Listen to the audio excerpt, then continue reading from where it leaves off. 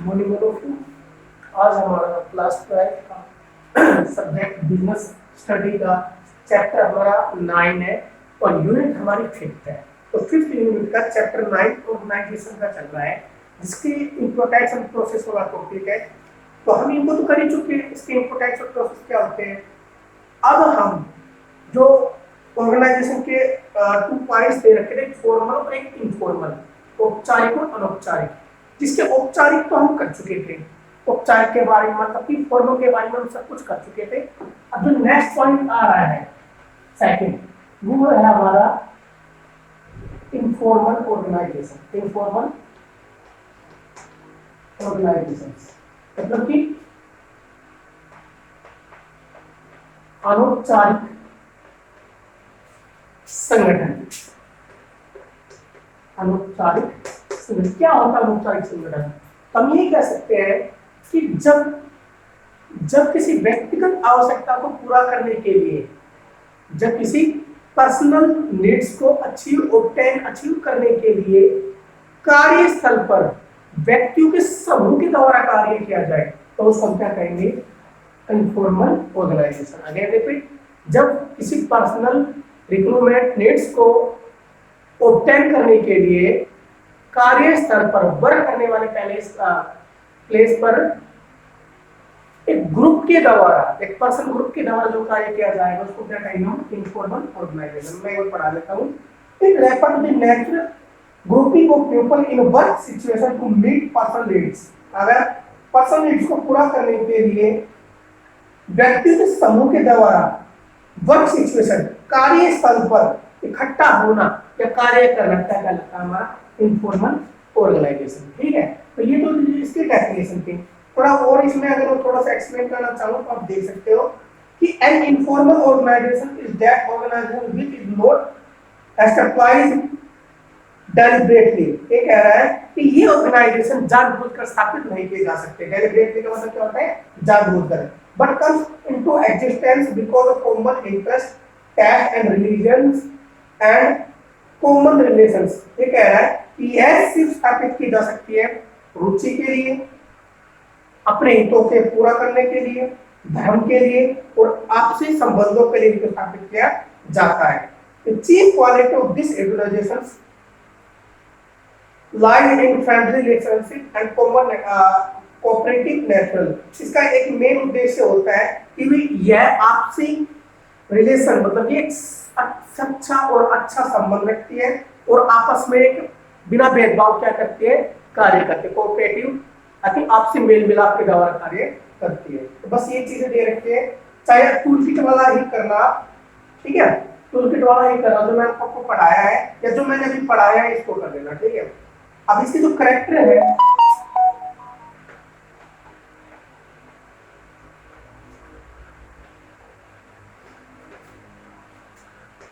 Informal organisation में कुछ character दे रखे हैं, वो आप पढ़ेंगे। ठीक है, करेक्ट है ना?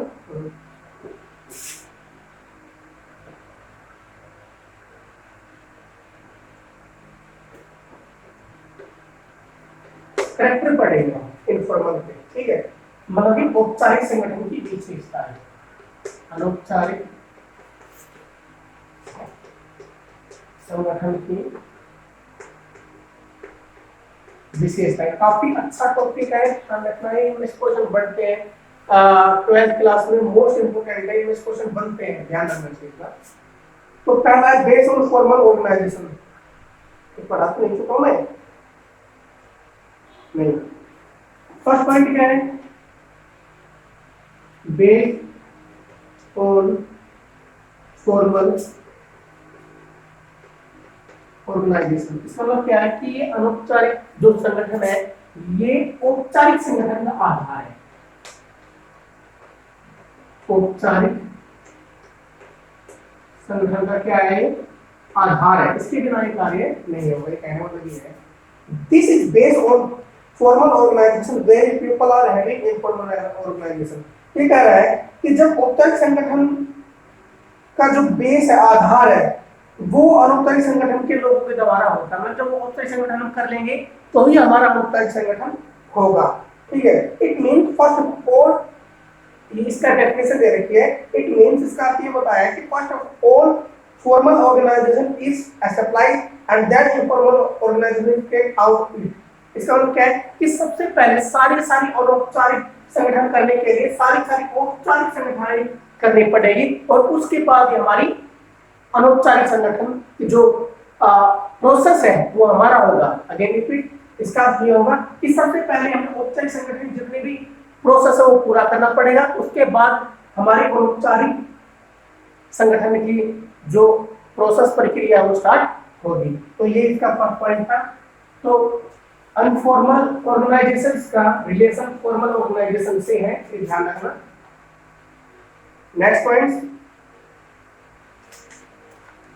जिसमें दे रखा है, it has no written result and procedures. इसका कोई लिखित परिणाम नहीं होता है। Second point, it has no result and procedures.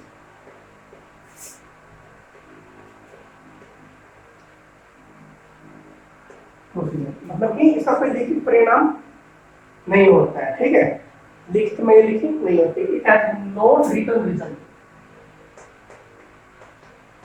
It has no written result. लिखित परिणाम कुछ नहीं होता, ये लिखित नहीं होते, नहीं कह सकते हैं लिखित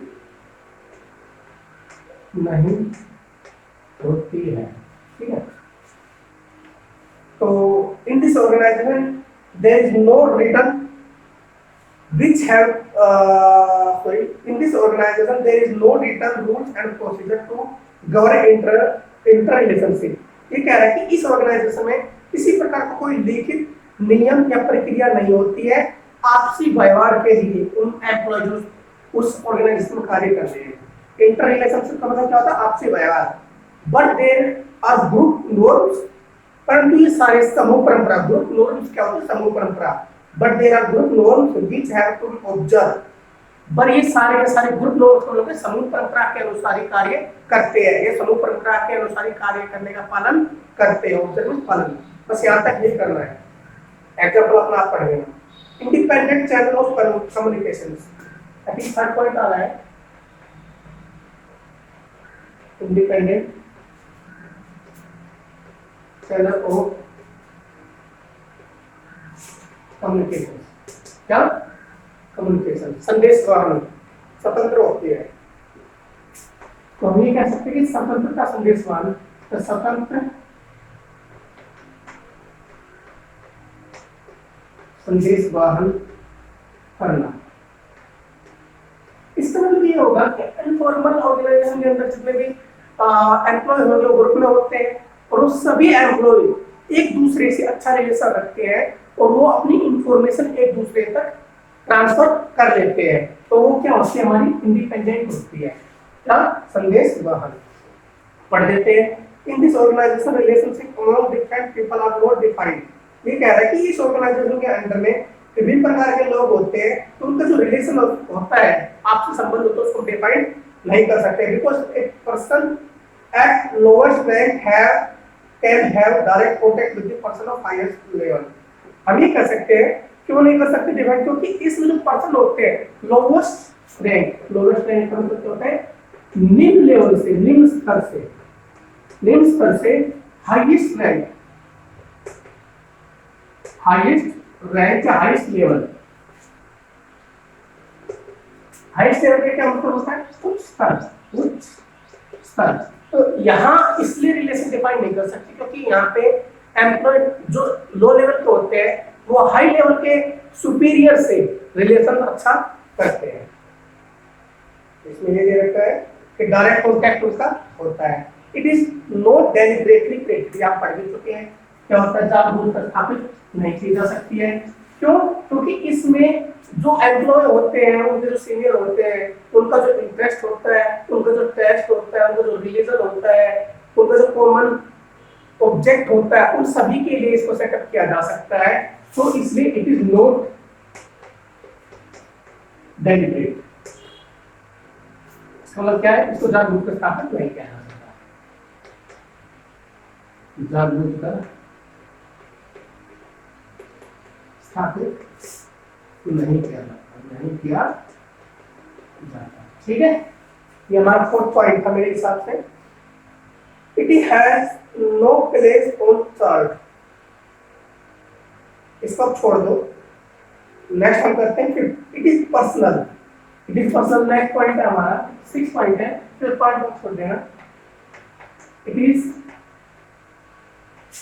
पर्सनल मतलब कि ये व्यक्तिगत है। क्या है ये हमारे क्या व्यक्तिगत है। It is being personal means under this the feeling of individual are kept in mind and nothing is imposed upon them. मतलब ये पर्सनल है, पर्सनल मतलब व्यक्तिगत है। व्यक्तिगत का मतलब क्या होगा कि यहाँ पे जो कार्य किए जाएंगे वो व्यक्तिगत रूप से ध्यान में रखकर किए जाएंगे। इसके अलावा जो कार्य किए जाएंगे वो व्यक्तिगत रूप से ध्यान में रखकर किए जाएंगे and nothing is imposed upon them. उन पर किसी प्रकार का कार्य थोपा नहीं जाएगा। तो ये हमारा क्या है पर्सनल। पर्सनल का मतलब क्या है कि जिसको जिसमें इंटरेस्ट है वो उसी बेस पर कार्य करेगा। It lacks stability. It lacks stability इसका मतलब क्या है स्थायित्व का अभाव। अगला जो पॉइंट हमारा दे रखा है इसमें वो हम देखते हैं।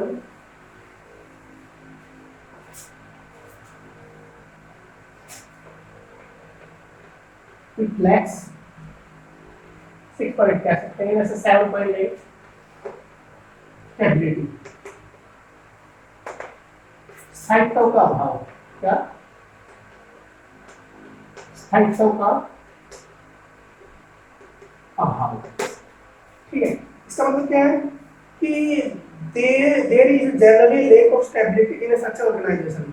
इस ऑर्गेनाइजेशन में स्थायित्व का क्या होगा अभाव होगा। क्यों? For example individual mix with one group of people today can cross over the another group tomorrow. मतलब कि इसलिए स्थायित्व का स्टेबिलिटी का अभाव होगा कि आज जो व्यक्ति जो पीपल किसी और ग्रुप में कार्य कर रहे हैं, सम टाइम अदर ग्रुप में कार्य करेंगे, अदर टाइम किसी अदर ग्रुप में कार्य करेंगे। तो ये सारे ग्रुप क्या होता है आपस में मिले हुए होते हैं। ये नहीं कि एक जो एम्प्लॉय है वो एक ग्रुप में कार्य कर रहा है तो परमानेंट किसी ग्रुप में कार्य करेगा नहीं। वो नेक्स्ट डे एक जो एम्प्लॉय है वो बी ग्रुप में कार्य करेगा, नेक्स्ट डे सी ग्रुप में कार्य करेगा। सो हम ये कर सकते हैं इसमें स्टेबिलिटी क्या होगा अभाव होगा, कमी होगी। ठीक है, इसके जो इंपॉर्टेंस सॉरी कैरेक्टर थे वो हमारे कंप्लीट हो चुके हैं। अब इसके एडवांटेज की बारी आ चुकी है। एडवांटेज क्या क्या दे रखी है तो अब काफी ज्यादा इंपॉर्टेंट है टॉपिक। फॉर्मल इनफॉर्मल का बोर्ड का जो पेपर होते हैं उसमें क्वेश्चंस आते हैं तो इसको थोड़ा ध्यान दे देना। अब इसके एडवांटेज देख लो।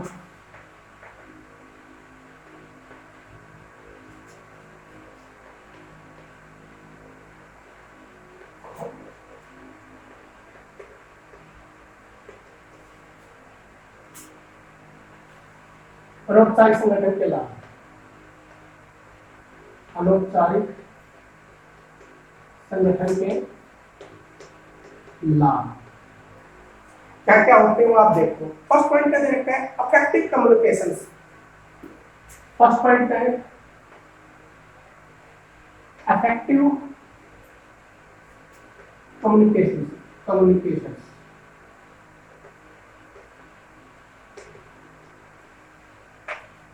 प्रभावशाली या प्रभावपूर्ण संदेशवाहन।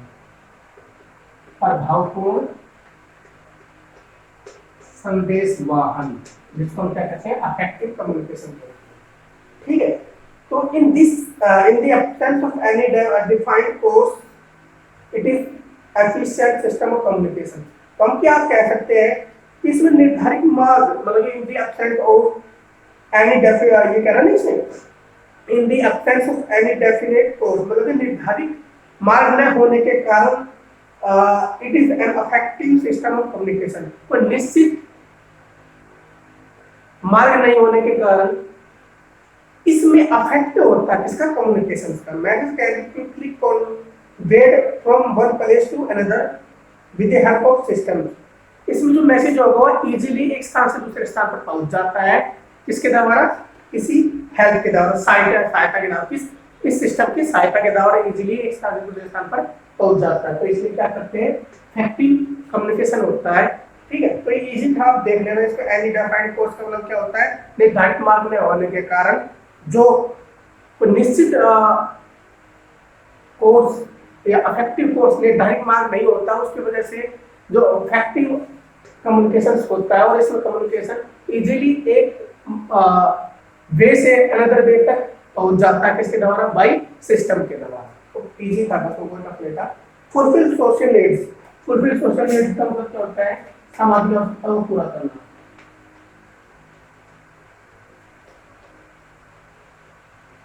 नीड्स मतलब कि सामाजिक आवश्यकता को पूरा करना, सामाजिक आवश्यकताओं को पूरा करना, ठीक है। In the informal organization, people having similarity of thoughts and ideas from a group of their own। ये कह रहा है कि अनफॉर्मल ऑर्गेनाइजेशन में, मतलब कि अनौपचारिक संगठन में जो लोग होते हैं, जो लोगों का ग्रुप होता है, वो लोगों का ग्रुप अपने खुद जो का ग्रुप होता है आपस में अपने विचारों को आपस में डिस्कस कर लेते हैं। ये कहना भी कर रहा है, देखो इसमें कि इसमें people having similarity of thoughts and idea from group of their own, ये अपने आप में उनके जो विचार या उनके आइडिया सोच होती है वो सिमिलर होती है, समान होती है। And all people in group stand by another one another in all organisational personal matters. और जितने भी लोग होते हैं ग्रुप में वो सारे किसी एक के द्वारा ही संगठित होती है। तो एक पर्सन ग्रुप में डिस्कस करता है और ग्रुप में डिस्कस करने के बाद एक निश्चित डिसीजन लिया जाता है और उसी डिसीजन को सारे के सारे ग्रुप के पर्सन फॉलो करते हैं। बस यही है। फुलफिल ऑर्गेनाइजेशन ऑब्जेक्टिव, वह चीज आ गई, इन सभी का एक उद्देश्य होगा कि संगठन के उद्देश्य को पूरा किया जाए। थर्ड पॉइंट है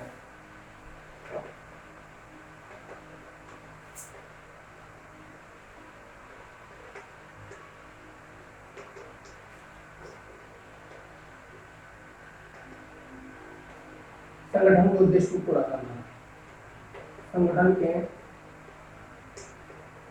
उद्देश्य को पूरा करना। तो क्या होता है देखते हैं, here there is a no pressure of organization in the informal organization। ये कह रहा है कि जिस प्रकार फॉर्मल ऑर्गेनाइजेशन में प्रेशर दिया जाता था, दबाव दिया जाता था, ऐसे इनफॉर्मल ऑर्गेनाइजेशन में दबाव नहीं दिया जाता है। मतलब औपचारिक संगठन में जो दबाव से कार्य किया जाता था वो अनौपचारिक संगठन में नहीं किया जाता। The subordinate put their idea before the superiors without any fear and hasty agitations। मतलब क्या है कि इसमें सबऑर्डिनेट होंगे, जो कर्मचारी होंगे, वे अपने विचार को, सुपीरियर क्या मतलब क्या है, तो सीनियर एम्प्लॉय या सीनियर प्रबंधक, एक अपने सीनियर एम्प्लॉय सीनियर प्रबंधक के सामने रखते हैं बिना डर और बिना हेजिटेशन के। सुपीरियर का मतलब जो हाई लेवल पे एम्प्लॉय लगे होते हैं। It helps the superior to understand their difficulties and immediate solution of the problem is sought out। और इससे सुपीरियर को सहायता मिलती है कि वो एम्प्लॉय की जो प्रॉब्लम होती है उनको सोल्व कर देता, समझते हैं and immediate solution of their problem, और जल्दी से जल्दी उस प्रॉब्लम का सॉर्ट आउट करते हैं। बस यहाँ तक ही करना है। And since the problems are easily solved it becomes easy to achieve the objective of organisation. और इस प्रकार प्रॉब्लम का सॉल्यूशन हो जाता है और ऑब्जेक्टिव ऑर्गेनाइजेशन के जो उद्देश्य है उसको पूरा करने में आसानी हो जाती है। इसके बाद हमारा जो लास्ट पॉइंट आ रहा है लिमिटेशन ऑफ इनफॉर्मल ऑर्गेनाइजेशन, वो और देख लेते हैं। उसके बाद ये चैप्टर हमारा कंप्लीट हो जाएगा।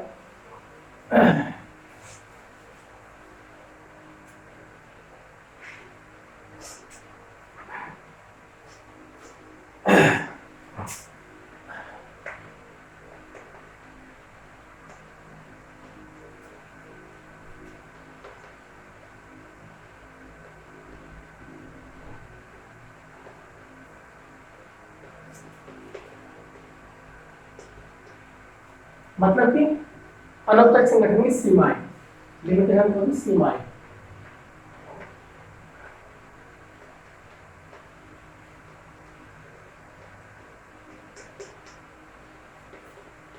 सीमा क्या होती है, तीनों करनी है। इट क्रिएट्स र्यूमर्स, मतलब ये अफवाह फैलाते हैं। अफवाह का मतलब क्या होता है कि अनफॉर्मल ऑर्गेनाइजेशन, औपचारिक संगठन में एम्प्लॉय एक दूसरे से ज्वाइंट होते हैं, एक ग्रुप से दूसरे ग्रुप में चले जाते हैं, दूसरे ग्रुप से पहले वाले ग्रुप में आ जाते हैं। तो इस प्रकार उनको बात करने में, आपस में कन्वर्सेशन करने में फ्रीडम होती है, और इस प्रकार क्या होता है, ह्यूमर फैलता है। All person are informal organization तो careless and sometimes wrong things in conveyed to the other person which may bring horrible result। वही आ गया कि जितने भी अनफॉर्मल ऑर्गेनाइजेशन पर्सन होते हैं वो लापरवाही से एक दूसरे से बात करते हैं और एक गलत बात को एक स्थान से दूसरे स्थान पर पहुंचा देते हैं और उसका एक हॉरिबल रिजल्ट बाहर रिजल्ट मिलता है। एक गलत बात होती है तो फ्रीडम होती बात करने की, तो एक गलत थिंग को दूसरे ग्रुप में, पहले ग्रुप में पहुंचा देते हैं जिससे हॉरिबल रिजल्ट ऑर्गेनाइजेशन को मिलता है। रेसिस्ट चेंज, रेसिस्ट चेंज का मतलब क्या होता है, विरोध करना दबाव का, ठीक। Resist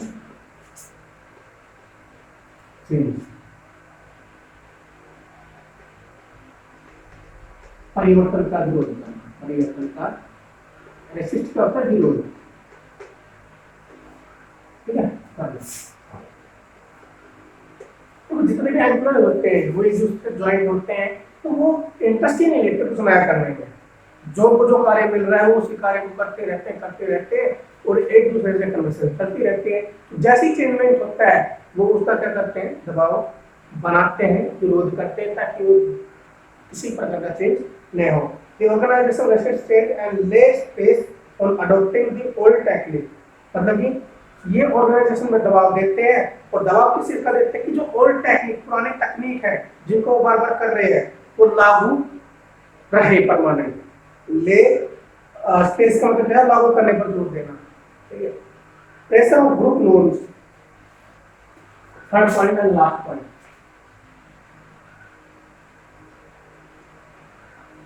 pressure of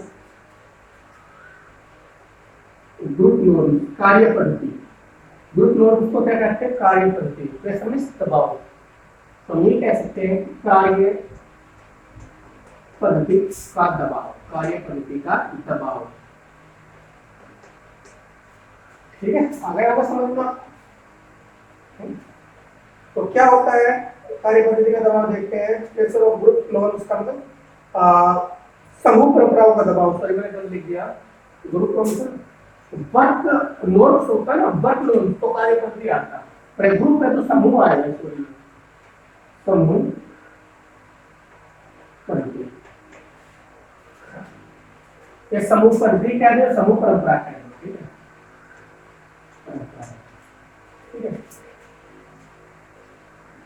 So in this organization people are under pressure to observe group norms। मतलब क्या है कि इस संगठन में जो लोग होते हैं वो कार्य करते हैं, समूह परंपराओं के दबाव में आके कार्य करते हैं। Sometimes the people assemble in informal groups। कई बार क्या होता है कि जो अनौपचारिक समूह होता है उसमें लोग इकट्ठे होते हैं, lose sight of their objective, ताकि वो अपने जो उनके उद्देश्य होते हैं उनका पालन, जो उनको उद्देश्य तो उनका बेखबर हो जाए। मतलब कि कभी कभी क्या होता है, लोग इनफॉर्मल के जो होते हैं ग्रुप के वो सारे एक साथ इकट्ठे होते हैं ताकि उनके जो उद्देश्य होते हैं उनका पालन करने में वो क्या हो जाते हैं, बेखबर हो जाते हैं। मतलब कि लूज साइड का मतलब क्या होता है, अनजान होना, कार्य करने में रुचि नहीं दिखाना। And all decide to oppose their superior unanimously, unanimously मतलब क्या, एक साथ, और सारे ये डिसाइड करते हैं कि उस सुपीरियर के विरोध, सुपीरियर के विरुद्ध में विरोध करें। सच ए सिचुएशन एडवर्सली अफेक्ट प्रोडक्टिविटी। और ये सिचुएशन ऑर्गेनाइजेशन में जो प्रोडक्ट प्रोड्यूस किए जाते हैं उस पर अफेक्ट डालती है, किस प्रकार का, प्रतिकूल। सो यही था, इसमें आगे रिपीट कर रहा हूँ।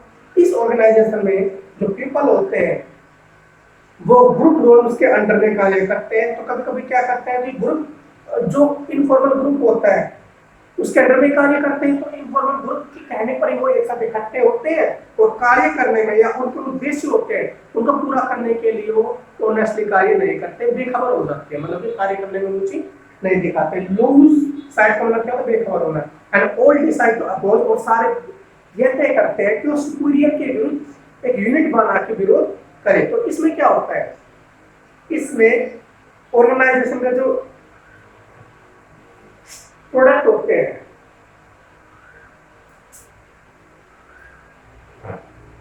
ऑर्गेनाइजेशन में जो प्रोडक्ट होते हैं उनके प्रोड्यूस होने में एक एडवर्स एडवर्सली अफेक्ट पड़ता है, मतलब प्रतिकूल प्रभाव पड़ता है।